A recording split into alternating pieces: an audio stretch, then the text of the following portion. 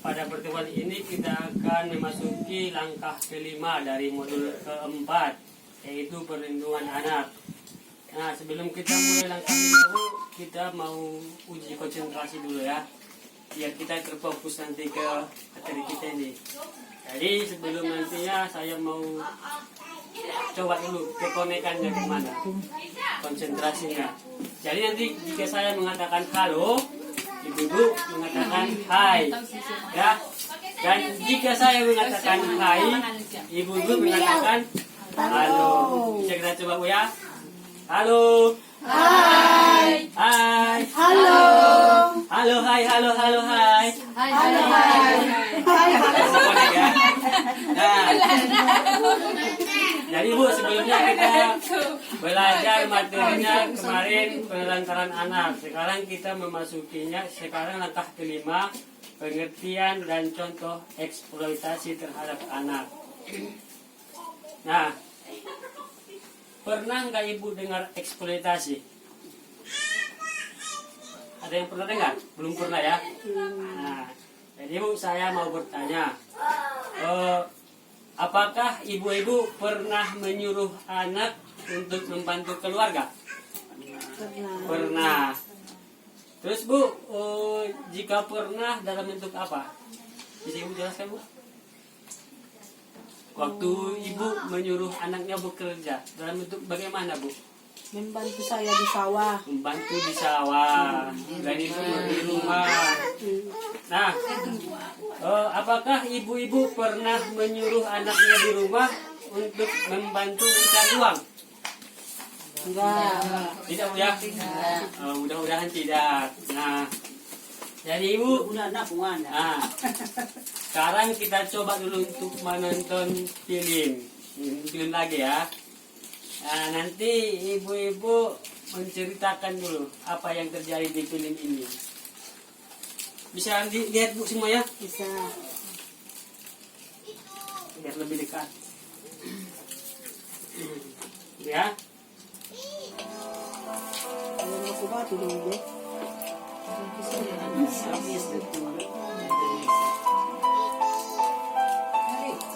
Banyak orang main. Ja, setelah diambil dari sungai. Ich heiße Jeni und bin 13 Jahre alt.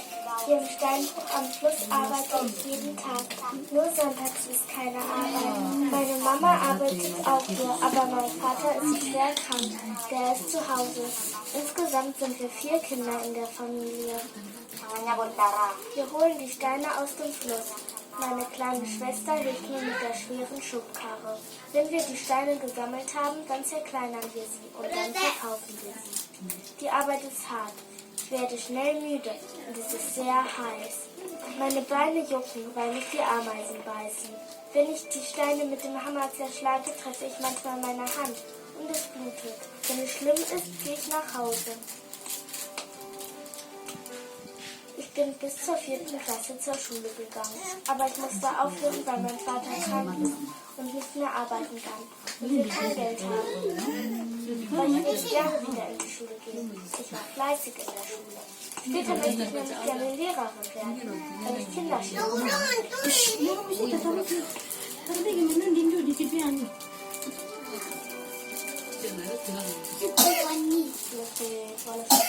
Ich bin Citra. Ich helfe meinem Vater bei der Arbeit im Steinbruch. Es ist hart, mit dem Stein zu arbeiten. Sie sind schwer und spitz. Aber ich helfe meinen Eltern trotzdem gern. Ich koche morgens und abends, wasche die Teller ab und fege unser Haus. Meine Mutter kümmert sich um meine kleinen Geschwister. Ich habe insgesamt 9 Brüder und Schwestern.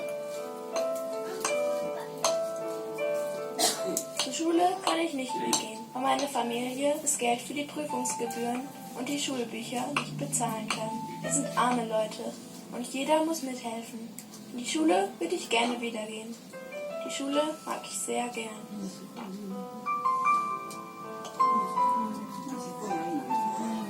Wir haben hier auf der Insel Nie mit ganz vielen Kindern gesprochen, die extrem hart arbeiten. Teilweise den ganzen Tag lang und nicht nur sehr anstrengende und ungesunde, sondern auch gefährliche Arbeiten machen.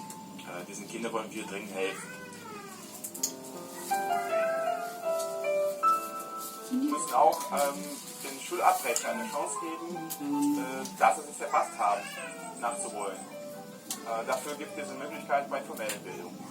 Und auch müssen wir zusammen mit den Eltern, mit der Regierung und andere Stakeholders, heißt zum Beispiel auch die Unternehmer, arbeiten und eine Aufklärungsarbeit machen und müssen sie davon überzeugen, dass bei harten Arbeit keine Kinder mehr eingesetzt werden.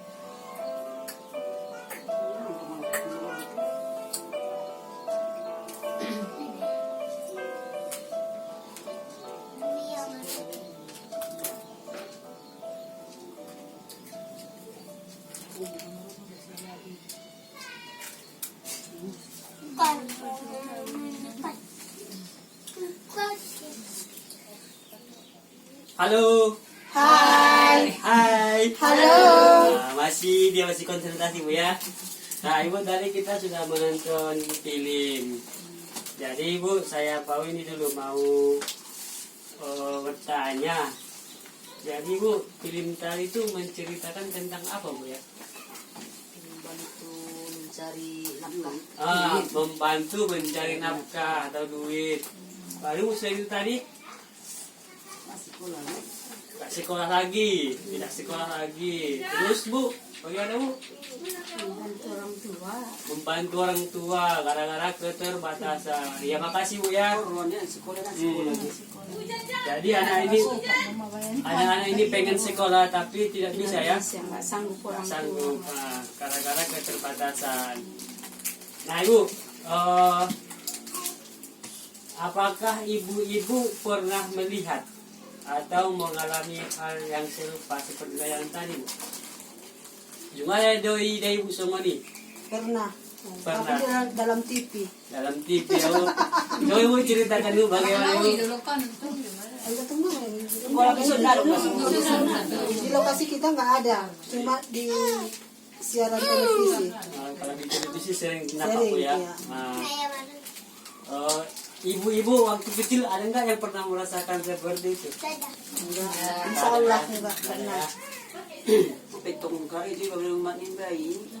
Anu dah sekolah dia baru manin bayi.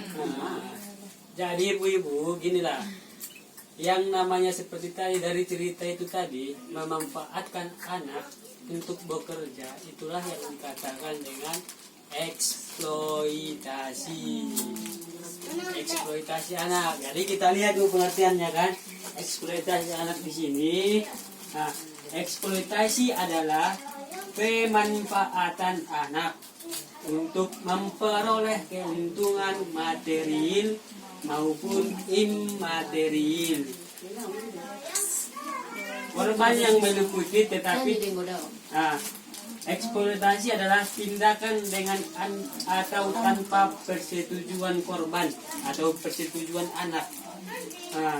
Yang meliputi tetapi tidak terbatas pada peracuan. Ini termasuk main. Nah, wajib tindakan nanti kan bukan menginginkan anak-anak, kita suruh dia melakukan, termasuk itu eksploitasi anak. Perbudakan, kerja atau pelayanan paksa, perbudakan atau praktik serupa perbudakan, penindasan, pemerasan, pemanfaatan fisik, seksual, organ reproduksi atau secara melawan hukum, memindahkan atau mentransplantasi organ, dan atau jaringan tubuh atau memanfaatkan tenaga atau kemampuan seseorang oleh pihak lain untuk mendapatkan keuntungan baik material maupun immaterial. Itu ada di pasal 1 Undang-Undang Nomor 21 tahun 2007. Nah, jadi udah jelas Bu, eksploitasi anak itu kan, itu namanya memanfaatkan anak untuk mencari keuntungan. Nah, sering kita lihat Bu, diapakan di pasar kan, ada pengemis bawa anak. Nah, itulah Bu salah satu contohnya eksploitasi anak itu. Anak jual kantongan. Iya, jadi untuk ibu-ibu sekalian, janganlah nanti ada cerita anak sendiri disuruh bekerja untuk mencari keuntungan. Kalau untuk sekedar membantu boleh, tapi jangan ada unsur paksaan. Nah, kalau udah sempat ada unsur paksaan Bu, itu namanya apa tadi Bu? Eksploitasi. Asolan cari Bu bahasa Inggris tuh gini. Mau ya dibacanya, ini mau membacanya. Nah, ibu-ibu, contoh-contoh eksploitasi Bu seperti yang tadi.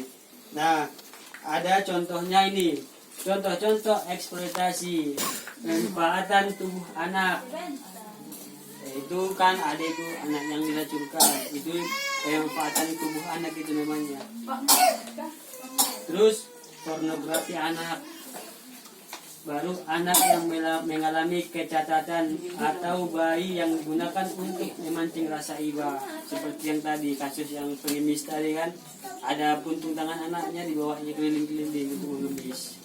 Nah, contoh pemanfaatan tenaga.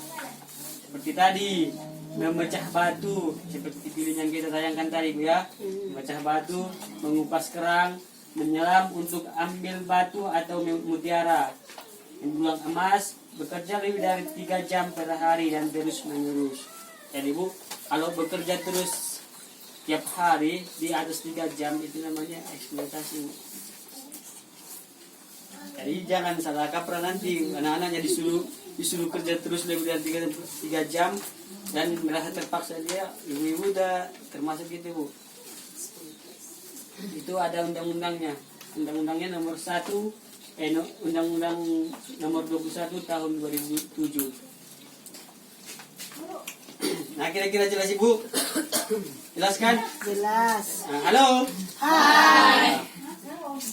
Jadi Ibu-ibu, apapun bentuk eksploitasi untuk tujuan keuntungan sosial dan ekonomi maupun keuntungan lainnya tidak dibenarkan. Indah tolak. Memanfaatkan anak-anak untuk keuntungan pribadi, indah tolak. Karena masuk eksploitasi, melanggar aturan. Paham Ibu? Sampai 3 tahun mau murni. Anak-anak umurnya sampai berapa Bu? Dari 0 sampai 18 tahun. Turun sekolah. Ya kan? 5 tahun, 6 tahun yang dipaksa bisa ya. Ya, itu tahun 18 tahun. 0 sampai 18 tahun. Itu saya dikatakan Anak anak-anak. kalau anak tiba masih mah, itu dua mang, wah paksa, nah tolak, ini maksudnya. Kalau paksa untuk membantu orang tua nggak apa-apa, tapi jangan terlalu dipaksakan. Paksa, untuk narai disuruh, nah tolak. Itu maksudnya. Kira-kira paham Bu, ya? Nah, jadi Bu, sekarang kita akan melanjutkan langkah ke-6. Nah, sebelum itu kita biar refresh dulu. Saya coba lagi Bu. Halo. Hai. Halo. Hai. Halo. Hai. Halo. Hai. Halo. Hai, halo, halo, halo. Hai. Ya. Nanti Bu kita lanjutkan di langkah ke-6 ya. Kita lihat sejenak. Ya Bu ya. Ya terima kasih. Udah. Bu.